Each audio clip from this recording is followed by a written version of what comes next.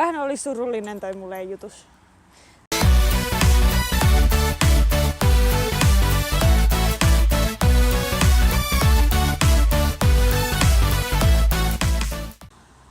Moikka!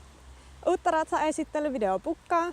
Tällä kertaa me ollaan täällä Vuorilammen pikkuradalla Laajavuoressa. Ja no, tää on mulle itselleni silleen henkilökohtaisesti aika tärkeä rata, että silloin kun mä aloittelin, niin tää oli toinen niistä 2 radasta Harjun lisäksi, missä me käytiin reenailemassa. Eli aika pitkälti tää oli mulle niinku kotirata, mistä on just, voisin sanoa, että niinku lähtöisin.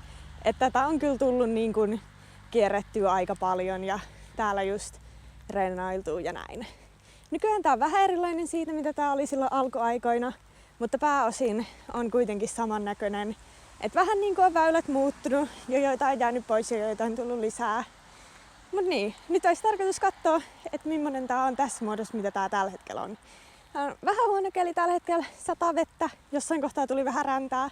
Mutta eiköhän me ihan hyvin saada tää kuitenkin esiteltyä tässä. Että ei muuta kuin lähdetään katselemaan, että miltä näyttää Vuorilammen rata.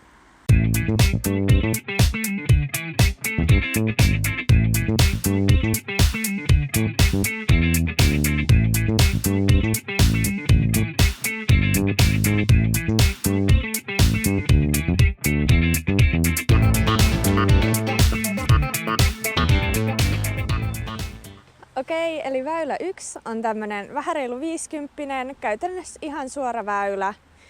Ja no, tässä on pikkasen nousua, vaikka se ei näytä siltä, niin se tekee tästä vähän pidemmän kuin mitä tää on. Et ei kansi ihmetellä, jos ei se kiekko, joka ihan normaalisti lentää helposti 50 metriä, niin ei menekään ihan korille asti.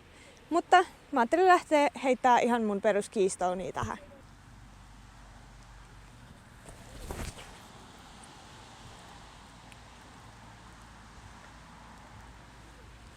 Oli ihan hyvä heitto. Vähän vajaa kuin päiväaikoi heittoi vasta, mutta kyllä ne tästä lähtee.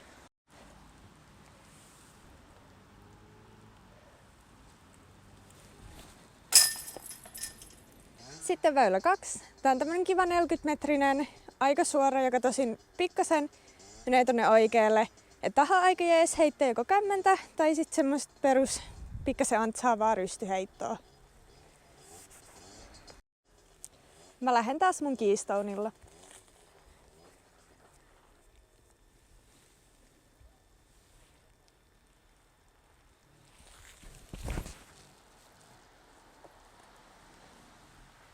Oli vähän matala heitto ja pikkasen tonne oikealle päin, niin osui sitten noihin suojapuihin tossa, mutta ei se mitään. Tässä tosiaan toi kori on sijoiteltu silleen jännästi, että se tuolla takana suoraan tipahtaa. Siellä on tie ja viimeinen väylä. Et esim. Tältä suunnasta jos puttaa ja pistää ohi, niin joutuu sitten aika alas pelaamaan ja se on vähän haastavaa.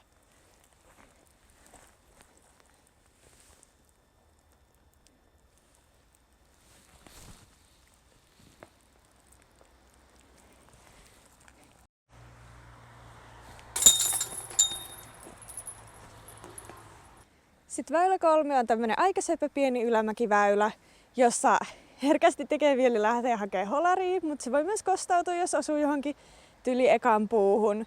Mutta on semmonen aika perus pakkopirkkoväylä.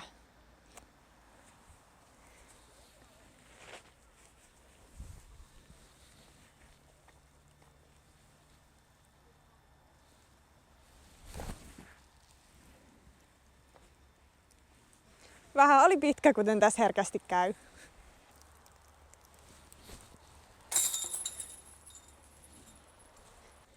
Okei, sitten väylä 4.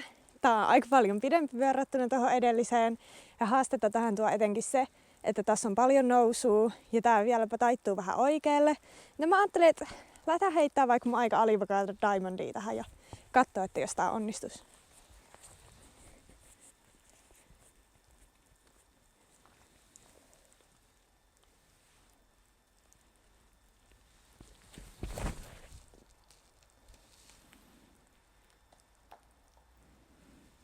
Se oli ihan hyvä heitto. Pikkasen jäi matalaksi, niin ei sitten jaksanut nousta tuota mäkeä ihan kauhean ylös, mutta josko siellä olisi jo puttipaikoilla.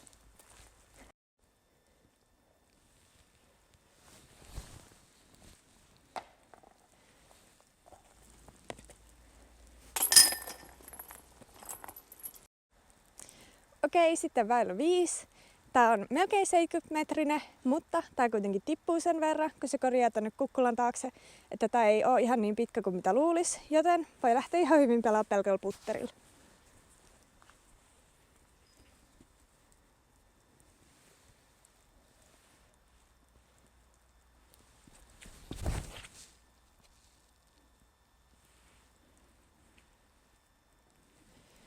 Saattaa olla ihan pikkasen liikaa hyssäkulmaa kun lähti, mutta saa nähdä miten se sinne sijoittui.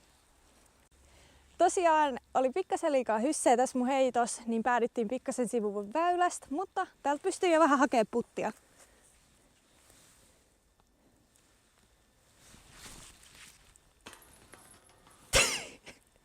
Yes! Varmat pois. Okei, sitten väylä 6. Tää on taas tämmönen kiva 60-metrinen, jossa toi korin sijoittelu jotenkin on hauska, kun se on tommosen kallion päällä. Ja kun heitetään taas vähän ylempää, niin voi lähteä pelkällä putterilla.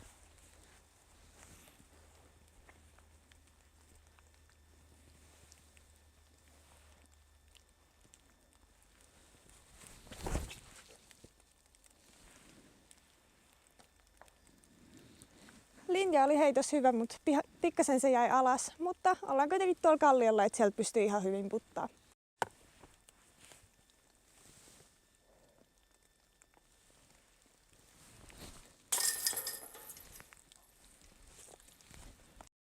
Tää korin sijoittelu tosiaan tekee sen, että jos puttaat ohi, niin voi tulla herkästi puttiralliin ja sit plussa jos toinenkin sen myötä.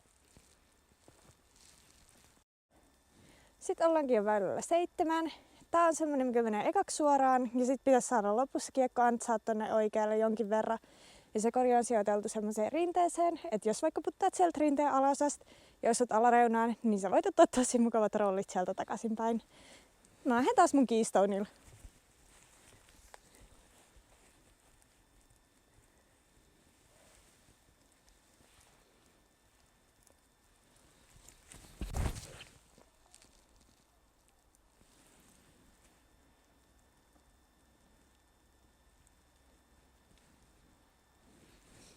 Vähän kyllä nyt oikasin siitä reitistä, mikä tässä olisi se oikea, mutta hyvällä tuurilla tuolta puitten välistäkin saattaa päästä tosi hyvin korille. Tää tulikin nyt sit odotettua paremmin tänne.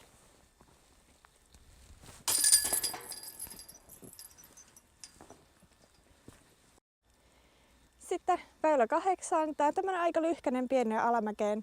Tän heittää herkästi pitkäksi tai tonne korin oikealle puolelle, missä sit korin ja sun väliin tulee pari semmoista aika ikävää koivua, joten takaa on vähän hankala putata. Mut katsotaan, jos ei nyt mentä sinne, kun lähdetään taas yllättäen mun Keystoneilla.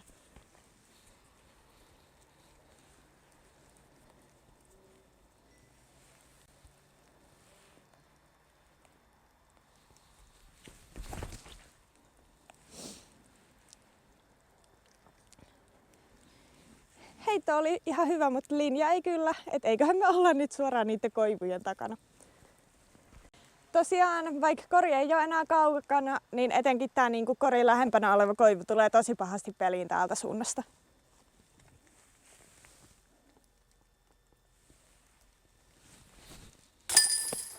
Tällä kertaa mä en kuitenkaan osunut siihen. Sitten viimeinen väylä on tämmönen reilu 50-metrinen alamäkeen. Tässä on muutama puu sijoiteltu silleen, että niihin osuu aika herkästi, mutta toisaalta jos osuu tuohon oikeaan linjaan, niin tää on tosi mukava semmonen väylä, missä voi vaan leijutella putterikorille. Lähden taas mun Keystoneilla.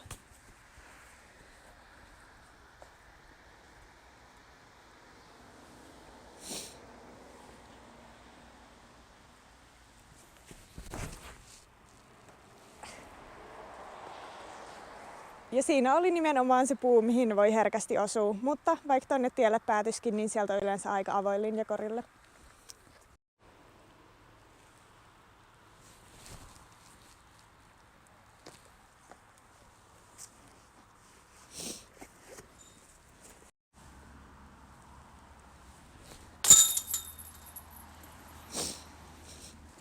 Sellainen oli Vuorilammen rata. Tää on kyllä mun pelityylille tosi sopiva, kun täällä on sen verran lyhkäisiä väyliä, että saa pelaa paljon putterilla. Ja kun putteriheitot on kuitenkin mulla semmonen, mikä koen itselleni aika vahvasti vahvuudeksi, mitä mä kyllä tykkään heitellä täällä. Mulla kyllä nyt tänään kulki taas yllättävän hyvin heitot. Oisiks mä sit päätynyt -6 loppujen lopuksi, joka on varmaan, en ole varmaan onks mun rataenkka, mutta ainakin aika lähellä sitä. Et ihan kiva tälleen nyt tuli niinku kameralle tää kierros sitten. Mut joo, kokonaisuutena mä kyllä tykkään tästä Laajavuoren radasta tosi paljon. Täällä on moni erilaisia väyliä ja saa heitellä vähän erinäköisiä heittoja. Ainoa vaan niin nyt kaudella 2020 tää oli maksullinen, mutta mulla oli kausikortti tänne Laajikseen, niin mä oon silti pystynyt ihan normisti käymään täällä pelailemassa aina silloin, kun on ollut semmonen fiilis, että vois lähteä. Mut joo, eipä siinä. Tämmönen tää rata oli nyt ja toivottavasti tää video oli ihan hyödyllinen jollekin. Ei mun siis varmaan mitään muuta kuin, että nähdään radoilla ja muistakaa, että tytötkin fribaa!